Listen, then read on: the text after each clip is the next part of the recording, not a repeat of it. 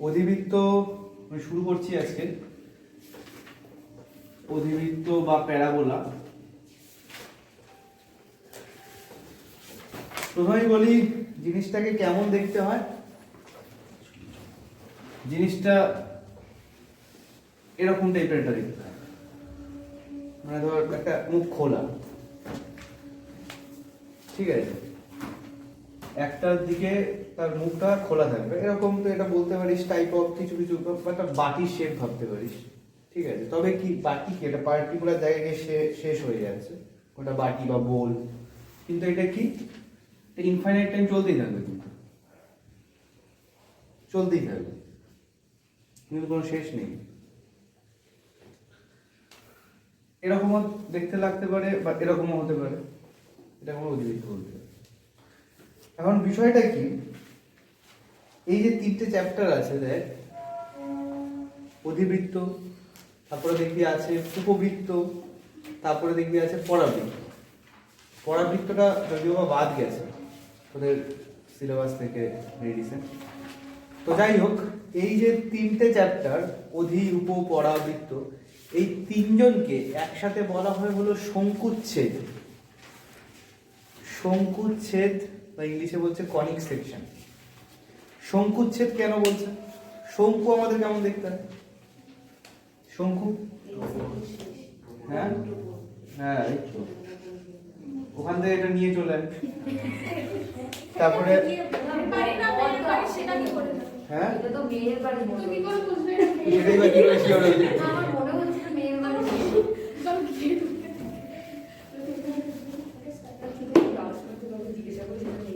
তো ওখান থেকে এবার নিয়ে আসলে পুরো প্র্যাকটিক্যালি দেখানো যেত।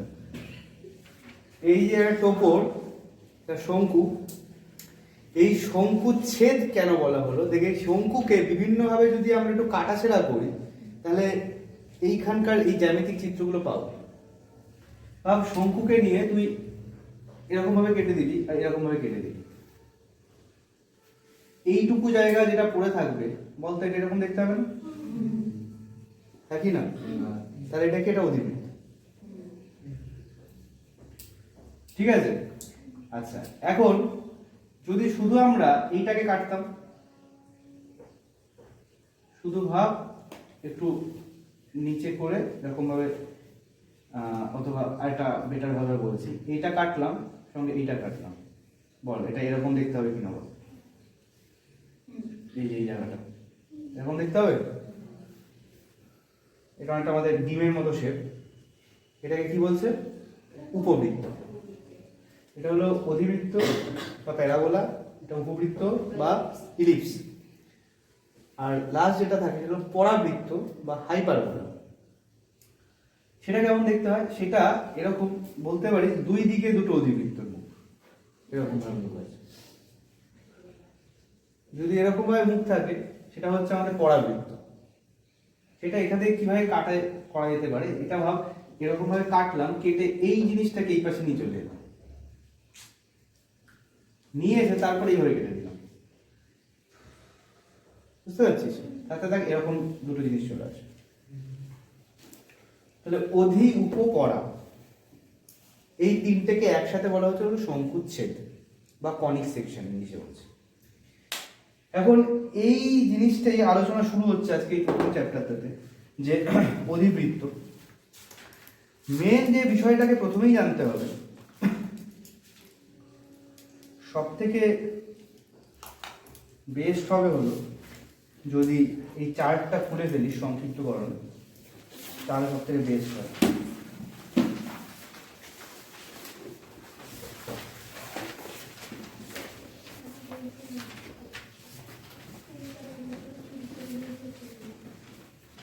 দেখছিস সংক্ষিপ্তকরণের চার্টটা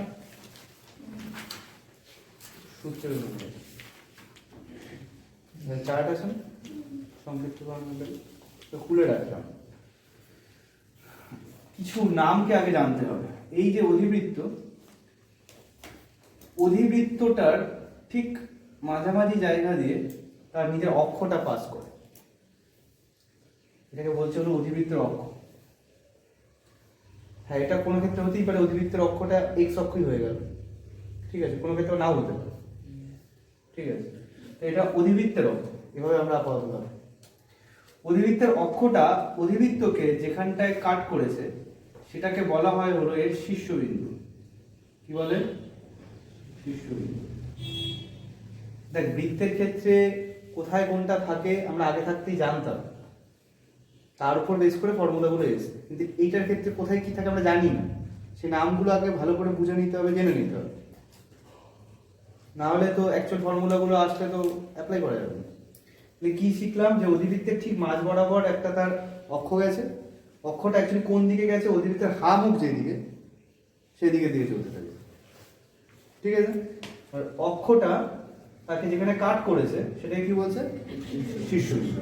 ওকে, এটা হলো অক্ষ। আচ্ছা, এইখানে একটা স্পেশাল পয়েন্ট আছে, এই স্পেশাল পয়েন্টটাকে বলা হয় হলো নাভি। নাভি বা নাভি বিন্দু বলা হয়, ইংলিশে বলা হয় হলো ফোকাস। নাভির কাজটা কি? এটা খুবই একটা স্পেশাল বিন্দু এই তিনটে চ্যাপ্টারের ক্ষেত্রে, অধিবৃত্ত, উপবৃত্ত, পরাবৃত্ত, তিনটে চ্যাপ্টারে নাভিকে আমরা পাবো। নাভি জিনিসটা কি জিনিস বলতে পারিস? এই বিন্দুটাই এই অধিবৃত্তকে অপারেট করছে। ও ঠিক যে এইভাবেই গেল, এইভাবেই কেন গেল?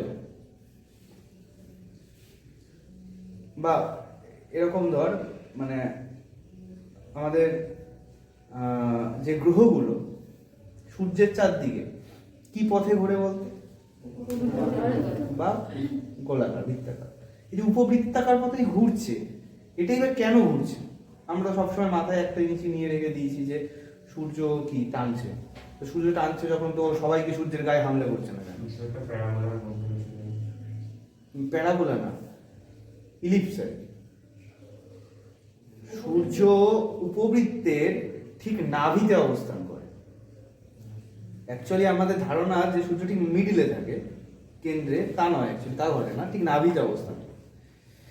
এখন ঘটনাটা হলো, নাভি যেখানে অবস্থান করুক না কেন, সূর্য তো আলটিমেটলি টানছে, একটা তো বিশাল একটা পাওয়ারফুল একটা জায়গা। এই যে এখান দিয়ে যদি থাকে কোন একটা জিনিস, সেটা সূর্যের দিকে চলে যাওয়ার কথা, সূর্যের দিকে যাচ্ছে না। তাহলে ওকে বাইরের থেকে কেউ একজন টানছে। সূর্য যেমন ওকে টানছে, ঠিক অলমোস্ট সেম ফোর্স নিয়ে বাইরে থেকে কেউ না কেউ টানছে।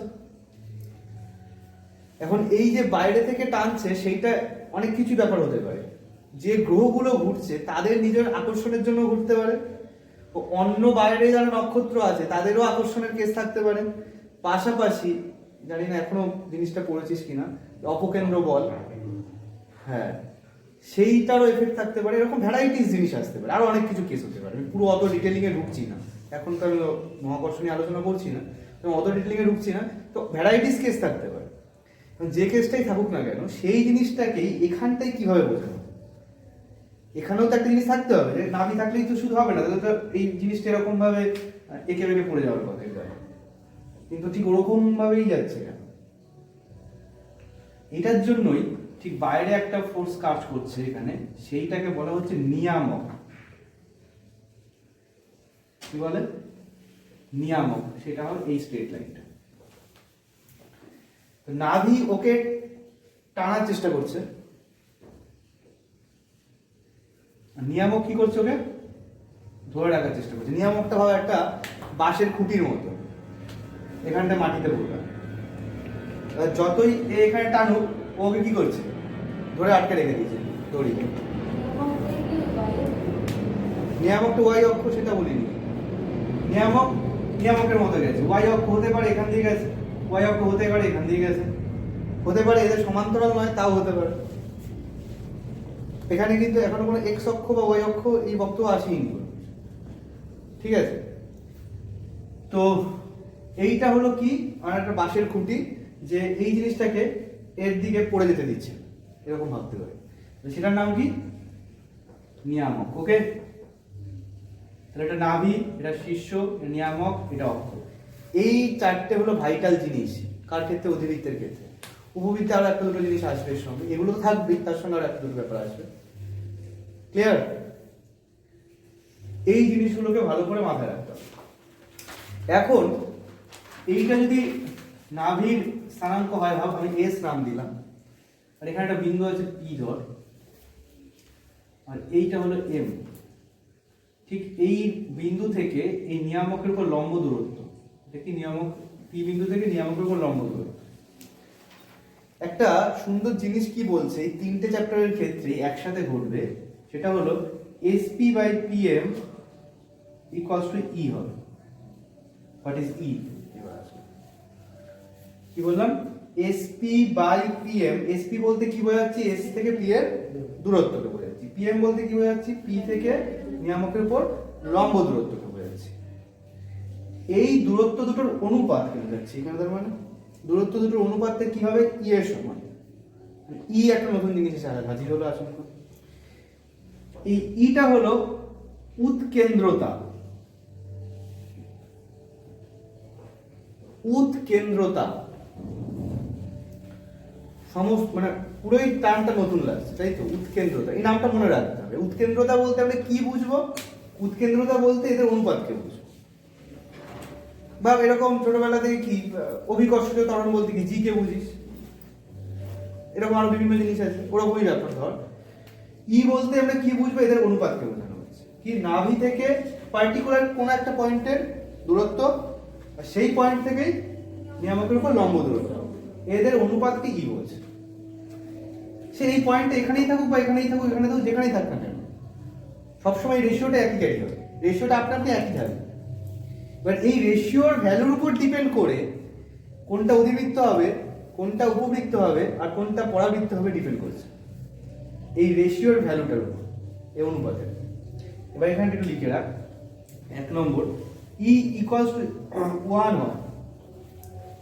ই ইকুয়ালস টু যদি 1 হয়, তো ই ইকুয়ালস টু 1 হলে এসপি ইকুয়ালস টু পিএম হয়ে যাচ্ছে না?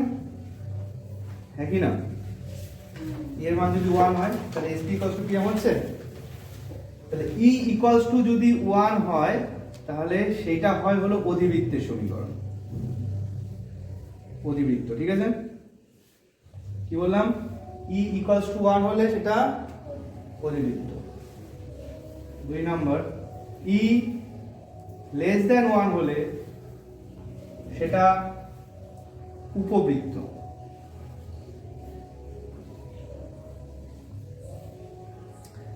লেস দেন 1 বলেছি আমি, কিন্তু একবারও এটা বলিনি লেস দেন 0। এটা এটা অবশ্যই মাথায় রাখবি যে ই এর মান সবসময় গ্রেটার দেন 0। কেন বলতো? নিজের একটা কমন সেন্স থেকে। হ্যাঁ, 0 হলে কি হবে? অনুপাত থাকবে। তাহলে 0 হলে কোন অনুপাতে 0 থাকে? কোনোতে 0 থাকে না। আর কোন দূরত্বে নেগেটিভ থাকে না। তাহলে সব সময় যা হবে সেই এখানে প্রতিটা কেসে ই এর ভ্যালু কত? Always greater than 0, positive. এটা পাশে দিকে রাখতে হয়েছে। এটা কখনোই এটা নেগেটিভ হবে না, বা কখনোই এটা ইকুয়াল টু 0 হবে। ঠিক আছে? তাহলে ই ইকুয়ালস টু 1 হলে অধিবৃত্ত, ই লেস দেন 1 হলে উপবৃত্ত, আর 3 নম্বর, ই গ্রেটার দেন 1 হলে সেটা কি? পরাবৃত্ত।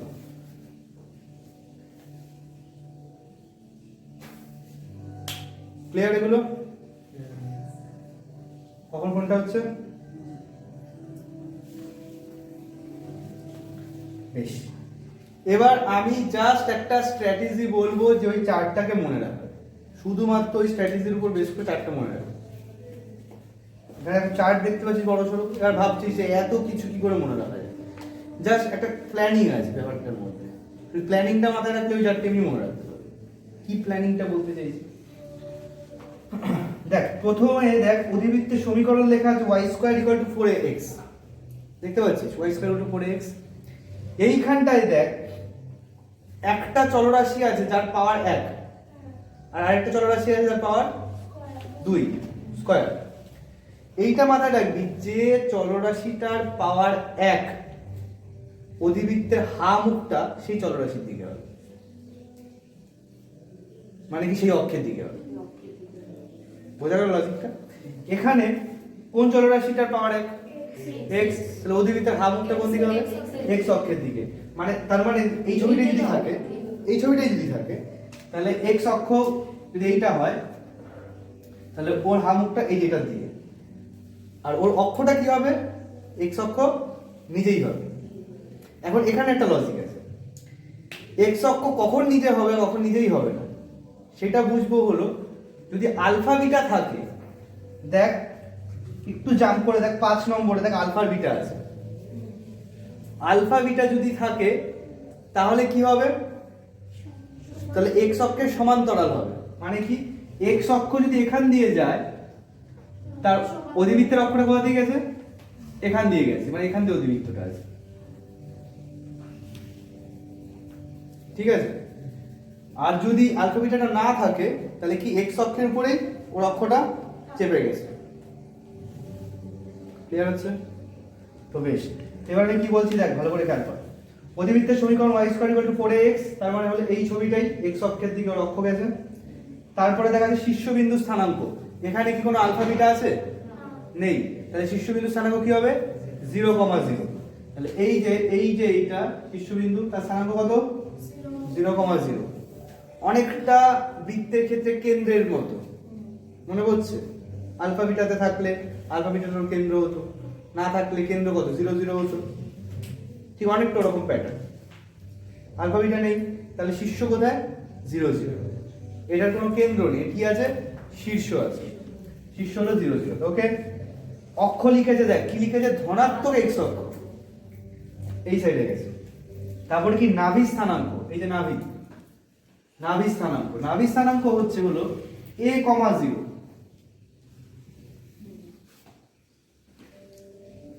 আমাদের সমীকরণটা কি আছে, y square equal to 4ax। তাহলে a পাবো কোথা থেকে, সাপোজ তোকে অঙ্কে দিয়ে দিল y square equal to 8x, তাহলে 4 এর ভ্যালু কত, এটার সাথে এটা তুলনা করব, 4 এর ভ্যালু কত 8, তাহলে এর ভ্যালু কত 2, তাহলে নাভি স্থানাঙ্ক কত হবে 2,0। এইটা কি বলতে পারি ঠিক এইটুকু দূরত্ব হলো a একক না, বা পার্টিকুলার এই অঙ্কটার ক্ষেত্রে 2 একক। Is it okay? গুড। নাভি স্থানাঙ্ক। এবার আসছে নাভি লম্বের দৈর্ঘ্য। নাভি লম্ব বলতে কোনটাকে বোঝাচ্ছে সেটা আমি এখানে আঁকি নিয়ে। নাভি লম্ব হলো নাভি দিয়ে যে লম্ব পাস করছে, নাভি দিয়ে এই যে লম্বটা টানতে পারি আমরা, এটাকে বলছে নাভি লম্ব।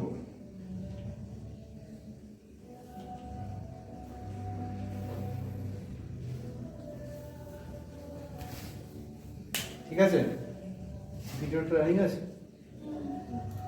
এইটা হলো নাভি লম্ব, এর দৈর্ঘ্যটা কি হবে বলছে দেখ 4a একক। 4a তো আমরা এখানে পুরোটা একসাথেই পেয়ে যাব পার্টিকুলার। তাহলে এই অঙ্কটার ক্ষেত্রে নাভি লম্বের দৈর্ঘ্য কত, কোথায় এক বলছে পুরোটাই 4a একক, কত 8 একক। 4 এর জায়গায় কি আছে 8 আছে, নাভি লম্বের দৈর্ঘ্য কত, এই যে দৈর্ঘ্যটা কত 8 একক, আমরা ডাইরেক্ট পেয়ে গেল।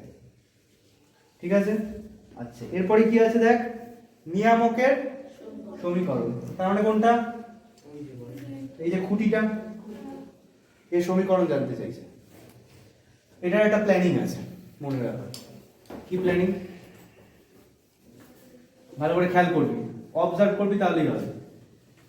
এই যে এখানটায় যেটা পাওয়ার 1 সেটাকে আগে বসাবি। পাওয়ার 1 কার আছে, সেটাকে আগে লিখ। ঠিক আছে, তারপরে a এর যত ভ্যালু বেরোবে a সেইটাকে লিখবি পাশে। ঠিক আছে, আর খেয়াল করবি এখানে চিহ্নটা কি আছে, সেই চিহ্নটাই মাঝখানটায় লিখবি। এই মাঝখানটাই চিহ্নটা বসবে। এখানে কি আছে প্লাস, তাহলে x plus a equals to কি হবে 0 বসিয়ে দিবি। ঠিক আছে, তাহলে যেটা এক ঘাত বা পাওয়ার 1 থাকবে সেইটা প্রথমে বসবে, a এর ভ্যালুটা পাশে বসবে, আর মাঝে কি বসবে এই সামনের চিহ্নটা বসবে, সেটা ইকুয়ালস টু 0। তাহলে আমাদের হয়ে গেল তার নিয়ামকের সমীকরণ। ক্লিয়ার? এইবার দেখ তো পরপর পরের জিনিসগুলো, এমনি খুব সহজ লাগে, জাস্ট শুধু ওই প্যাটার্নে ফেলে মাথায় রাখবে। পরেরটা কি আছে, y square equal to -4ax। বলতো হা মুখটা কোন দিকে হবে, বাঁ দিকে হবে শুধুমাত্র, মানে শুধুমাত্র এই দিকে হবে ব্যাপারটা, ঋণাত্মক x অক্ষ। ঠিক আছে, শীর্ষ কি হচ্ছে?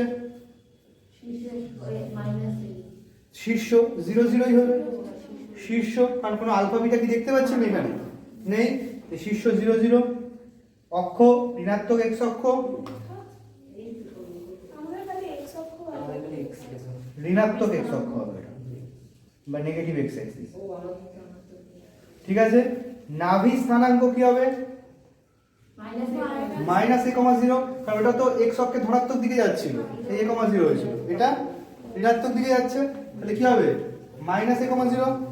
ঠিক আছে, নাভিলম্বের দৈর্ঘ্য দেখ সব ক্ষেত্রে 4a একক, মানে কোনো দূরত্বে কি মাইনাস বা প্লাস সাইন বসে? বসে না।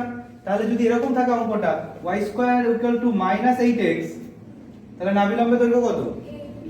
8 একক, 8 একক। ক্লিয়ার?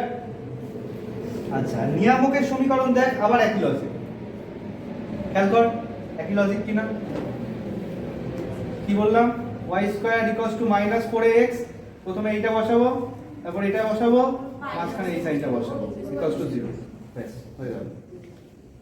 ক্লিয়ার?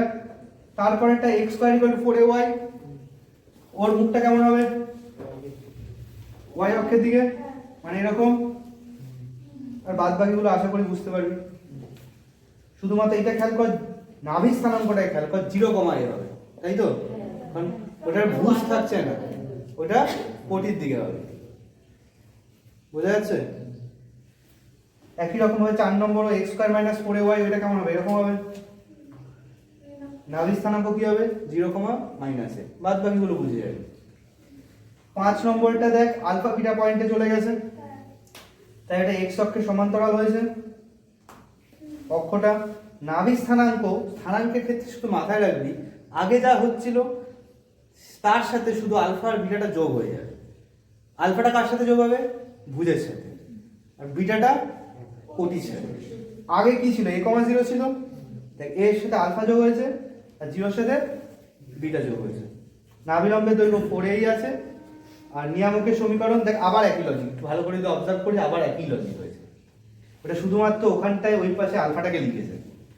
তুই ভালো করে যদি খেয়াল কর, এরকম ভাবে খেয়াল কর, x মাইনাস আলফা a, মাঝখানে কি সাইন ইকুয়ালস টু 0, ওরা কি লিখেছে? শুধু এইটাকেই লিখেছে x plus a equal to alpha, logic ওইটাই। সিমিলারলি লাস্ট যেটা রয়েছে রোমান 6, সেটাও যদি ভালো করে দেখিস একই বিষয়। ঠিক আছে?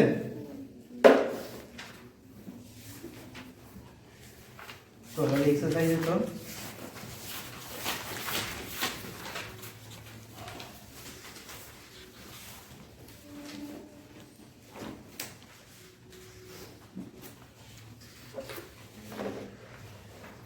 ধর অঙ্কটা তোকে দিল 1 নম্বর অঙ্কটা,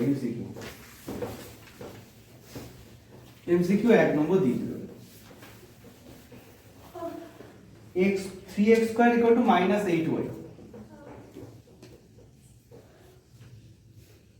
আমাদের এক্স্যাক্টলি সূত্রের সাথে কম্পেয়ার তখনই করতে পারবো যখন এই বাঁ দিকে যে স্কয়ার টার্মটা আছে তার যদি কোনো কিছু কি না থাকে, সহগ না থাকে।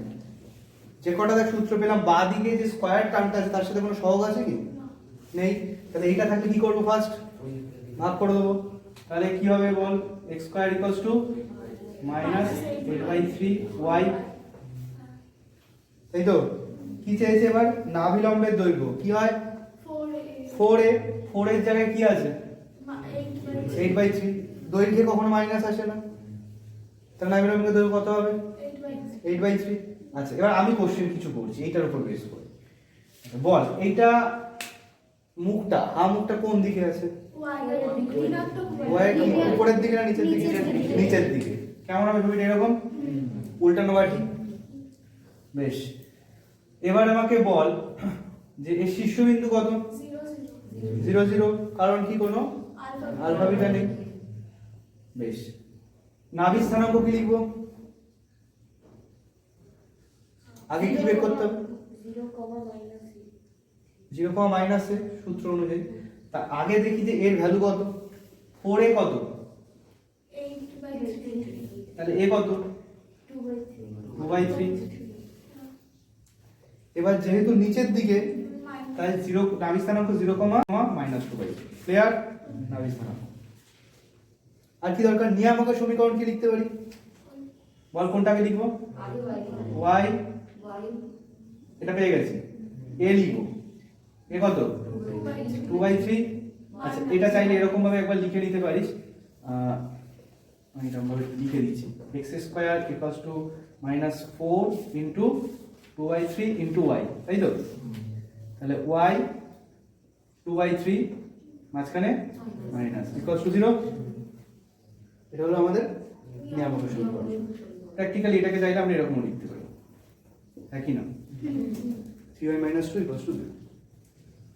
এরকম করে বের করা যাবে সবকিছু, যেই পাশেই থাক না কেন মুখ করা যাবে তো?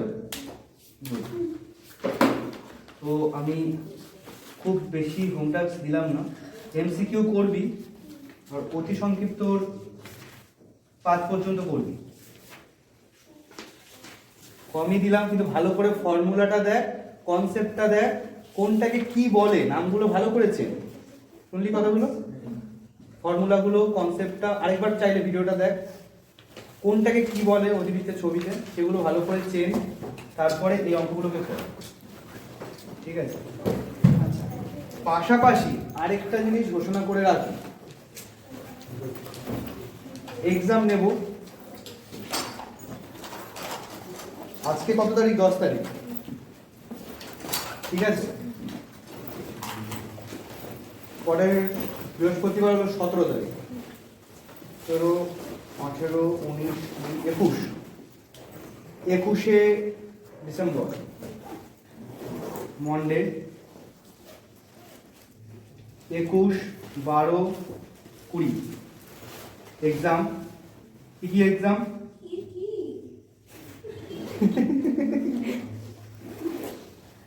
কি কি? হ্যাঁ, চ্যাপ্টার 1, 2, 3 স্থানাঙ্ক জ্যামিতি।